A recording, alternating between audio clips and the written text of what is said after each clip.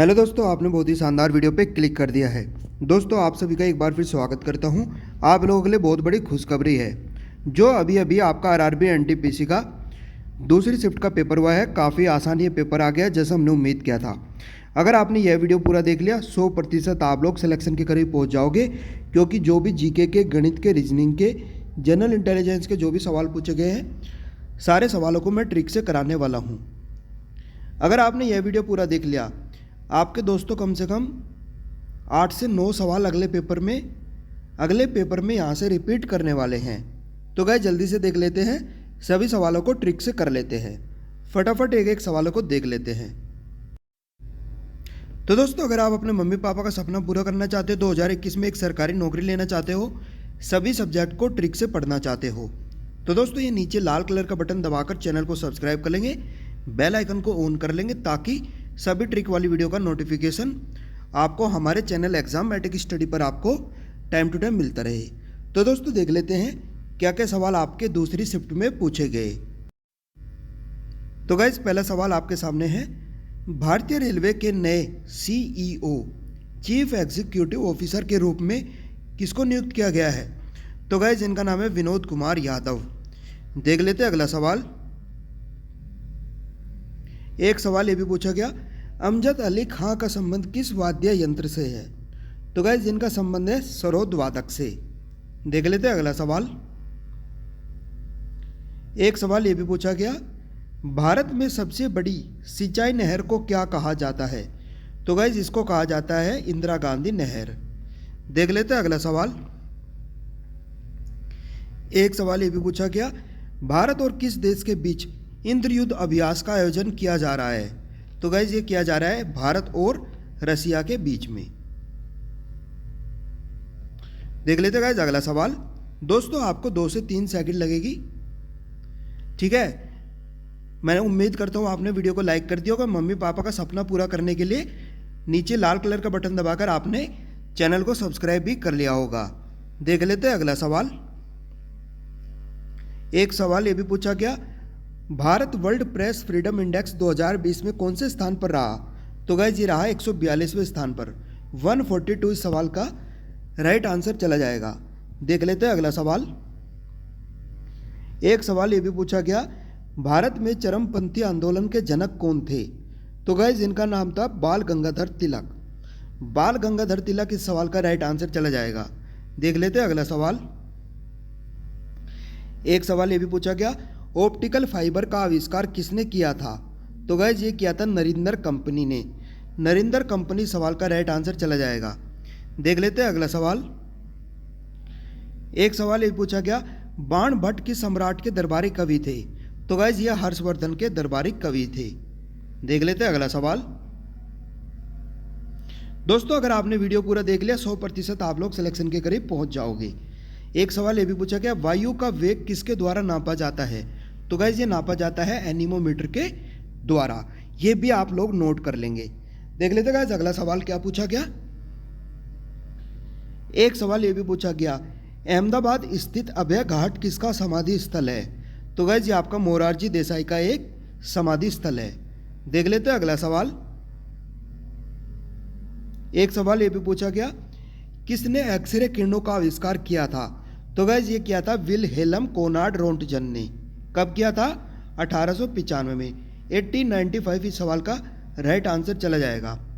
देख लेते हैं अगला सवाल। एक सवाल ये भी पूछा गया, इजराइल की राजधानी क्या है? तो गाइज इसका नाम है जेरूसलम। जेरूसलम इस सवाल का राइट आंसर चला जाएगा। देख लेते हैं अगला सवाल। दोस्तों रीजनिंग मैथ के सवालों को मैं ट्रिक से कराऊंगा, थोड़ा धैर्य बनाकर वीडियो को देखेंगे। एक सवाल ये भी पूछा गया, एशियन ड्रामा पुस्तक के लेखक कौन है? तो गाइज इनका नाम है गुन्नार मिडल। गुन्नार मिडल सवाल का राइट आंसर चला जाएगा। देख लेते गाइज अगला प्यारा सवाल। तो गाइज एक सवाल ये भी पूछा गया, किस दिन विश्व उपभोक्ता अधिकार दिवस मनाया जाता है? तो गाइज ये मनाया जाता है 15 मार्च को। 15 मार्च इस सवाल का राइट आंसर चला जाएगा। देख लेते हैं अगला सवाल। हाल ही में राष्ट्रपति रामनाथ कोविंद का सचिव किसको नियुक्त किया गया है? तो गाइज ये किया गया कपिल देव त्रिपाठी को। कपिल देव त्रिपाठी इस सवाल का राइट आंसर चला जाएगा। तो दोस्तों रीजनिंग मैथ के सवालों को ट्रिक से कर लेते हैं। तो गाइस एक सवाल ये पूछा गया, क्या पूछा गया, कश्मीर का कोड दिया गया है, ठीक है, कश्मीर का कोड दिया गया है और इसका कोड पूछा है।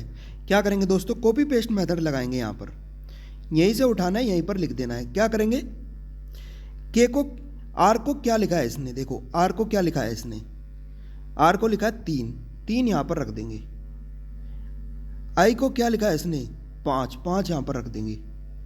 एम को क्या लिखा है इसने, 7, 7 यहाँ पर रख देंगे। ठीक है गाइस, उसके बाद में एस को क्या लिखा है इसने, 4, 4 यहाँ पर रख देंगे। एच को क्या लिखा है इसने, एच को क्या लिखा है गाइस इसने, यहां से देख सकते हो आप लोग, एच को क्या लिखा है इसने चौथे नंबर पे, यानी 2, 2 यहां पर रख देंगे। ए को क्या लिखा है इसने, 1, 1 यहां पर रख देंगे। के को क्या लिखा है इसने, 8, 8 यहां पर रख देंगे। तो दोस्तों यही सवाल का राइट आंसर चला जाएगा। आप लोग इस तरीके से सवाल करके आ सकते थे। ठीक है गाइस, आगे बढ़ लेते हैं, अगला सवाल भी देख लेते हैं। तो दोस्तों एक सवाल ये भी आसान पूछा गया, इसको लॉजिक से बता देता हूं। इसका कोड ये दिया गया, इसका कोड पूछा है, कैसे करेंगे। ये आपके लगातार लिखे हुए हैं, FGHI, इनमें कोई अंतर नहीं है। OPQR, इनमें भी कोई अंतर नहीं है, लेकिन अंतर यहाँ पे है। आई का कोड कितना होता है, 9, ओ का कोड होता है 15। इनमें कितने का अंतर है, 6 का। ठीक है गाइस, अगले वाले में क्या है, BCDE लगातार लिखे हुए हैं, लेकिन यहाँ पर भी हमें कुछ लाना है, तो इनके बीच में भी अंतर कितने का होना चाहिए, 6 का, क्योंकि कॉन्सेप्ट तो वही चलेगा ना, इधर भी इधर। तो ई का कोड देख लो कितना होता है, 5। जब आप, क्योंकि दोस्तों 9 में 6 जोड़ने पर आपका 15 बन रहा है, तो 5 में 6 जोड़ने पर क्या बनेगा, 11। 11 किसका कोड होता है, के का। अब यहाँ पर 4 लगातार लिखे हैं, तो यहाँ पर भी 4 लगातार लिख लेंगे, कैसे, KLMN। तो दोस्तों यही सवाल का राइट आंसर चला जाएगा। आप लोग इस तरीके से सवाल करके आ सकते थे। आई होप ये आपको क्लियर हो गया होगा। आगे बढ़ लेते गाइस, अगला सवाल भी देख लेते हैं, ऐसे लॉजिक से कर लेते हैं।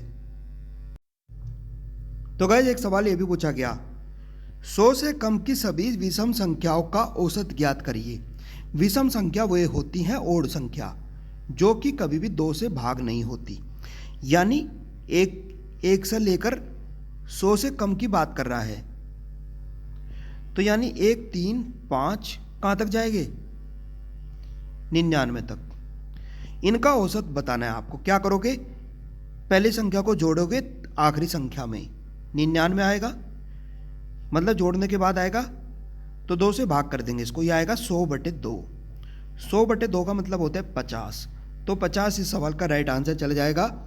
आप लोग इस तरीके से सवाल करके आ सकते थे। आगे बढ़ लेते गाइस, अगला सवाल भी देख लेते हैं।